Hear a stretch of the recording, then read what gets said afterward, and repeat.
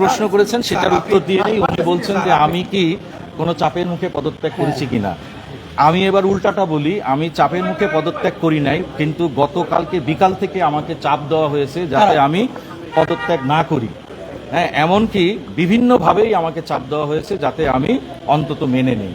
কিন্তু আমি প্রথমেই বলেছি যে আমি কখনো কাউকে ভয় করি নাই, এখনো ভয় করব না। ঠিক আছে, আমি আমার কাছে যেটা সঠিক মনে হয়েছে আমি সেই সিদ্ধান্ত নেব। স্যার, ভোট গণনায় স্থগিত রেখে বিকল্প কি ভেবেছিলেন আপনি? ও ভোট, এটা অনেক সময় হয়ে থাকে। সরি, উনি প্রশ্ন করেছেন যে বিভিন্ন সময় যদি বিভিন্ন অভিযোগ আসে, নিয়মই আছে খুব দ্রুত সেই সমস্ত অভিযোগ আমলে নিয়ে ভোট গণনাটা আপাতত স্থগিত রেখে সিদ্ধান্ত গ্রহণ করা হয়।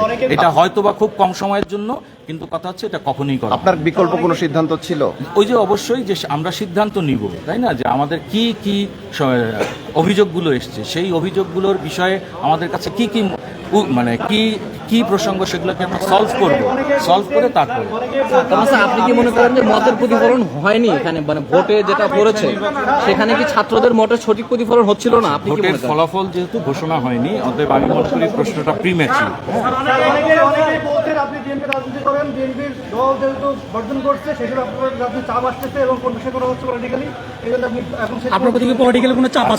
প্রথম কথা হচ্ছে যে আমি বিএনপি করি না।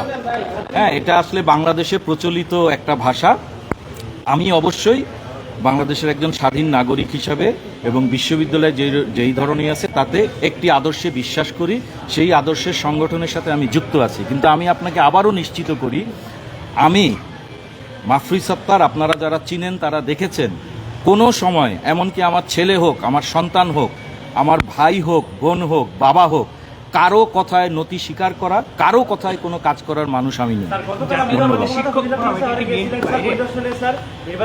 আমি বোধহয় আপনার প্রশ্নের উত্তরটা একটু আগে দিয়ে দিয়েছি। জি,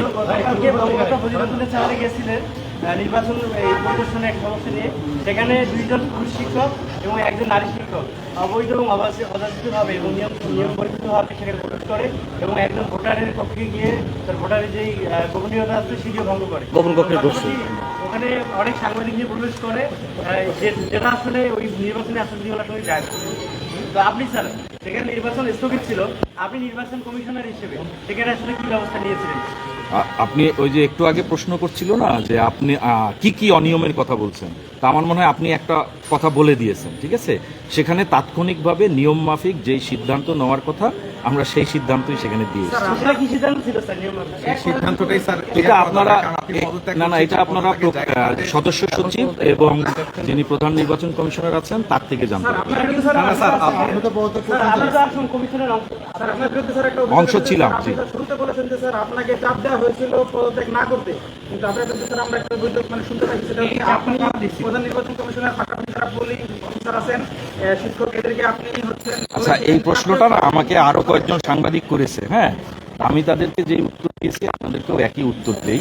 আমি এটা খুব প্রায়ই বলে থাকি, কোনো একটা যে কোনোভাবে যদি কেউ বলতে পারেন, সেটা ফোনের মাধ্যমে, লেখার মাধ্যমে বা আমার বক্তব্যের মাধ্যমে কোথাও, যে আমি কোনো যাদের যেই অভিযোগটা আপনি করলেন সেখানে আমি বিন্দু মাত্র কাউকে বলেছি, আমি কাউকে প্রভাবিত করার চেষ্টা করি নাই, কাউকে আমার সাথে আনানোর চেষ্টা করি নাই, আমি কোনোভাবেই এই ধরনের সাথে যুক্ত ছিলাম না। আমি বারবার শুধু আমার মতামতটা বলেছি এবং আমি সকলের মতামত সবসময় শ্রদ্ধার সাথে নিয়ে থাকি। অতএব এই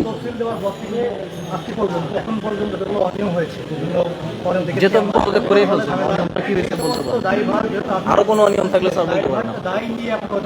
জি জি জি, অবশ্যই এটা আমি শুরুতেই বলেছি। হ্যাঁ, আমি শুরুতেই বলেছি। আমি এই কথা, এটা যদিও তখন বলতে চাই না, এই কথা কিন্তু আমি মিটিংয়ে বলে এসেছি। ঠিক আছে, এবং যেই প্রসঙ্গগুলো বলেন সেগুলো আমি সংশ্লিষ্ট প্রশাসনকেও মৌখিকভাবে বলেছি। ঠিক আছে, যে আমি এই দায় নিতে পারবো না, সহজ কথায়। আচ্ছা, আপনারা অনেকে বলছেন যে অনিয়মগুলো বলার জন্য। হ্যাঁ, অনিয়মগুলো হয় কি, যেহেতু এগুলা উত্থাপিত হয়েছে কিন্তু এগুলার ব্যাপারে কোনো সিদ্ধান্ত হয়নি, তাহলে এটা এক ধরনের কিন্তু থাকে, যে এক ধরনের নিয়ম কিন্তু, আইন কিন্তু আছে যে প্রকাশ্যে সেগুলো না বলা। অনেক ধরনের ইস্যু কিন্তু এখানে আছে, তো সেগুলো যখন উপযুক্ত সময় হবে আমি অবশ্যই আপনাদেরকে জানাবো।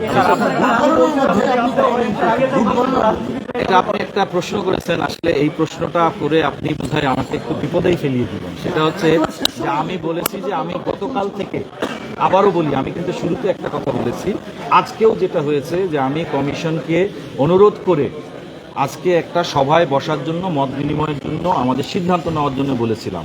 সভাটা কিন্তু শেষ হয়নি। আমি যখন আসরের নামাজ পড়তে গেছি তখন ওনারা ভোট গণনা শুরু করে দিয়েছেন।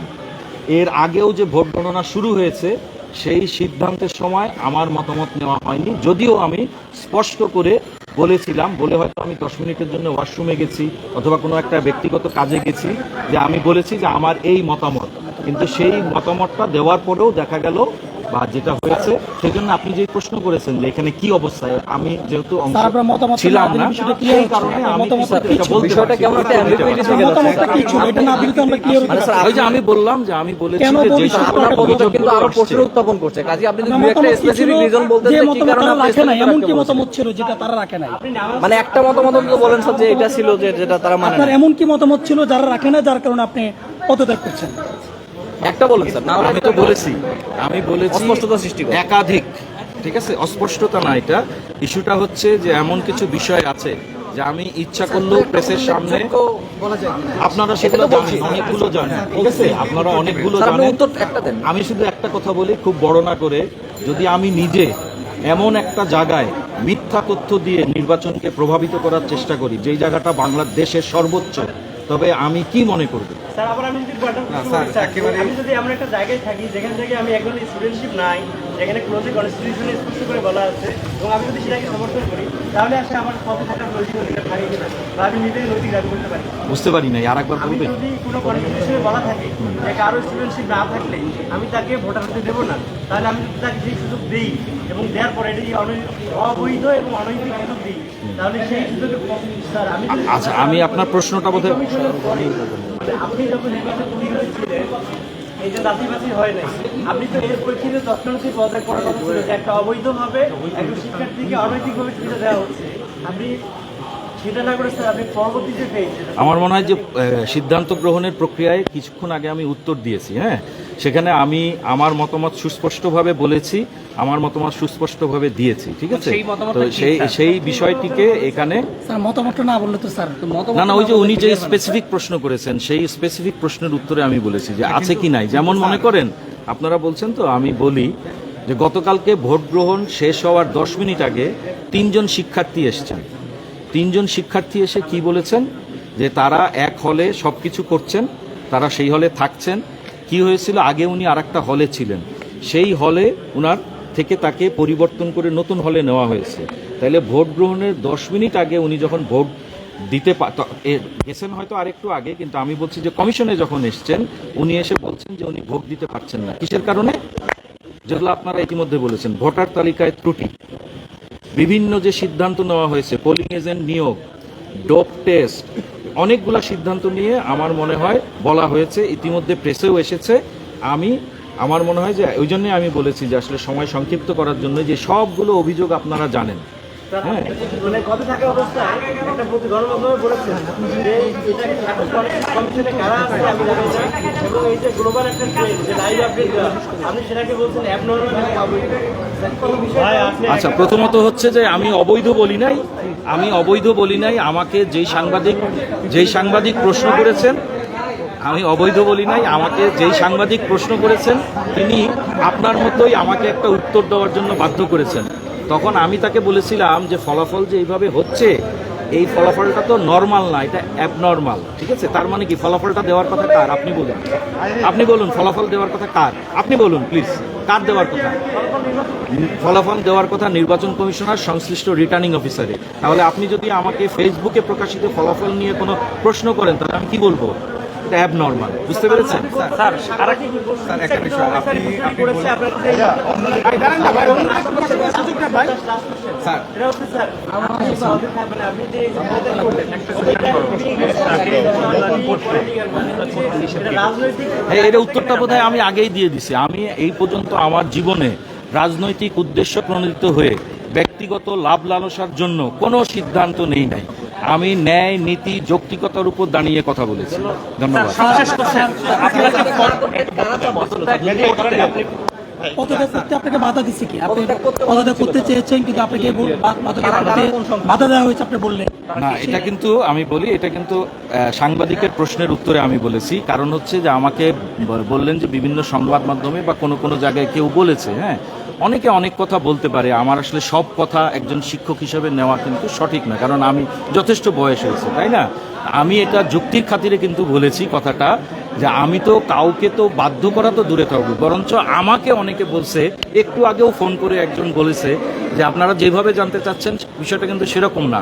আমারই হয়তো একজন পরিচিত জন, শুনলাম স্যার আপনি নাকি পদত্যাগ করছেন, তো স্যার আপনি কিন্তু পদত্যাগ করেন না।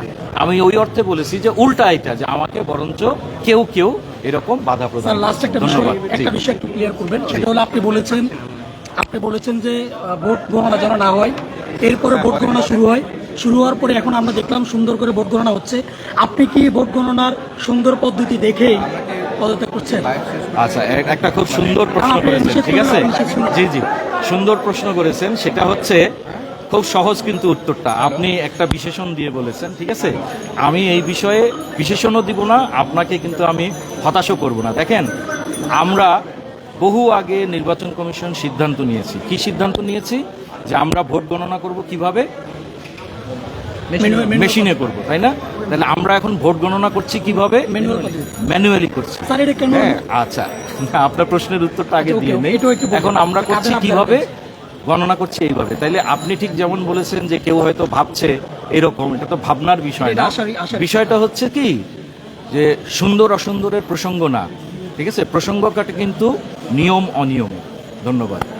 অনেক মানে সুন্দর প্রসেস কিন্তু অনিয়ম হতে পারে, বেআইনি। স্যার তারা ম্যানুয়ালে গেলেন কেন স্যার? কাদের আপনারা ম্যানুয়ালে যেতে বাধ্য হলেন? এটা তো নির্বাচন কমিশনের প্রধানকে জিজ্ঞেস করলে ভালো হবে, আমি তো বলেইছি। মানে একটু আপনি বলছেন না যে খোলামেলা কথা বলবেন, আমরা না, খোলামেলা বলতে হচ্ছে যে আপনারা যেতে বাধ্য হলেন। আমাকে এতটুকু, না আমরা কোনো মেশিন কিনিনি। এই যে অনেক অপতথ্য আছে, হ্যাঁ, আমরা কোনো মেশিন, যেমন অনেক অপতথ্য ছিল, আমরা নাকি যেমন দেখেন এই যে বলছেন না যে কি কি অনিয়ম হয়েছে, হ্যাঁ, দেখেন আসলে আপনারা তো সবাই ট্রেন, হ্যাঁ, আমি কিন্তু এই যে ইনফোডেমিক্সের উপর অনেক কাজ করেছি, ঠিক আছে? সেখান থেকে জানি যে আসলে অপতথ্য কোনটা, মানে মিস ইনফরমেশন কোনটা, ডিস ইনফরমেশন কোনটা, তাই না? ওই যে উনি একটা প্রশ্ন করেছেন, শুধু এটা না, আগের থেকেই কিন্তু হচ্ছে আমরা এই কিনেছি সেই কিনেছি, ঠিক আছে? এইগুলা যারা তথ্য দিয়েছেন, যারা সরবরাহ করেছেন, এগুলো কিন্তু আসলে আমি অন্তত এতটুকু বলবো মিস ইনফরমেশন। আপনারা আশা করি মিস ইনফরমেশনে রিপোর্ট করবেন। আর আরেকটা কথা আমি বলি, আপনারা বারবারই বলছেন, আপনারা বলতেই পারেন, সেটা আপনাদেরই, সেটা হচ্ছে যে আমাকে সুনির্দিষ্টভাবে বলছেন কিছু জিনিস বলার জন্য। আমি সুস্পষ্টভাবে বলেছি কি, যে আমি যেই সুনির্দিষ্ট বিষয়গুলো বলবো এটার একটা রাইট আপ তৈরি করার প্রয়োজন রয়েছে, এটার একটা আইনি দিক থাকবে, ঠিক আছে? এই সব কিছু বিবেচনা করে বলবো। কিন্তু আমি আশা করছি যেটা, যে যেই অনিয়মগুলো হয়েছে এরপরেও আমি আর বসে থাকতে পারছি না, সেই কারণেই আমাকে কমিশন থেকে পদত্যাগ করতে হবে। এখন ঠিকঠাক আছে? এখন ঠিকঠাক আছে? এখন যেভাবে চলছে না, সেটা তো যারা ওখানে আছেন তারা বলতে পারবেন। এই মন্তব্য করার অধিকার আমাদের নেই। স্যার শেষ সময়ে পদত্যাগ কি আপনি এই নির্বাচনকে বিতর্কিত করা হচ্ছে না আপনার পদত্যাগ? এই প্রশ্নের উত্তর আগে দিয়ে দিচ্ছি স্যার।